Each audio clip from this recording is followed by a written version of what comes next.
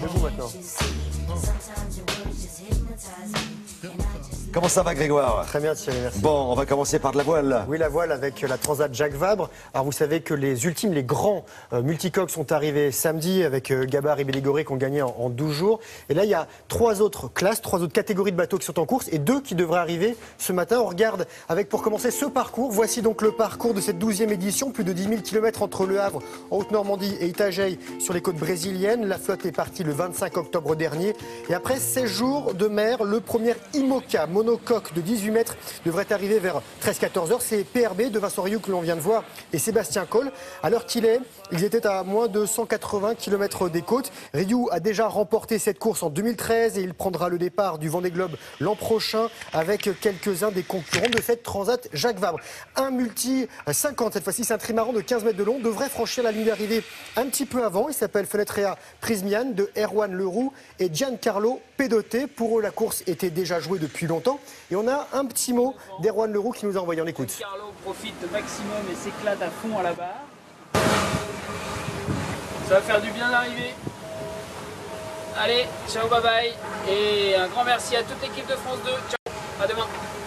Voilà, un petit mot pour nous, c'est gentil avant d'arriver. Il reste une catégorie en course, c'est la plus petite. Les monocoques classe 40, ils sont à 3500 km du but. Donc il y a encore un petit peu de temps et on les suivra. Bon, et on enchaîne avec du volley et des volleyeuses canoises sur la scène continentale qui sont un petit peu pâles, ces championnes de France. On regarde ce qui s'est passé pour ces jeunes filles. Les volleyeuses canoises qui sont à droite de votre écran en bleu, qui ont passé une très mauvaise soirée à domicile face aux Suissesses de Zurich. Elles se sont inclinées 3-7-0 dans la deuxième journée de Ligue des Champions, deuxième défaite d'affilée dans cette compétition pour des championnes de France en titre. Et elles sont actuellement 3e sur 4 dans le classement. Romain Jacob, short noir et blanc, concède la première défaite de sa carrière et perd son titre de champion d'Europe de boxe super plume, battu par l'Espagnol Juli Giner.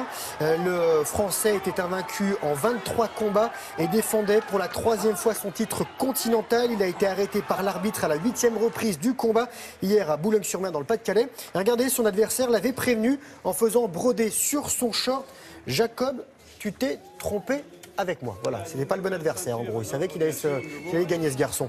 Et le monde du triathlon qui est en deuil. Le Français Laurent Vidal est décédé d'un arrêt cardiaque dans la nuit de lundi à mardi. Il avait 31 ans. Il avait abandonné sa carrière à haut niveau suite à un malaise cardiaque en 2014. Laurent Vidal avait terminé 5e des JO de Londres. Il avait décroché 3 titres de champion de France et il avait été vainqueur de la Coupe du Monde.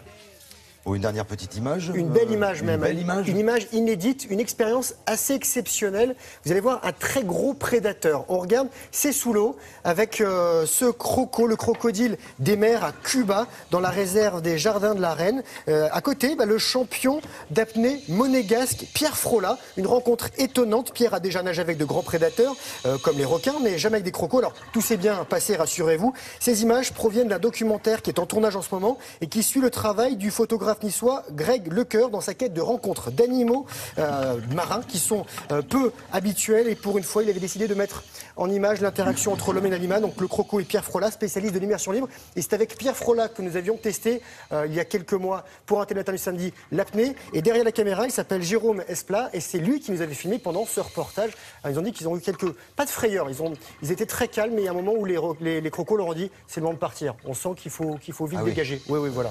Mais tout s'est très bien passé. Le message est assez clair. En tout cas, merci beaucoup. Et puis, bravo. À très, très bientôt, Grégoire.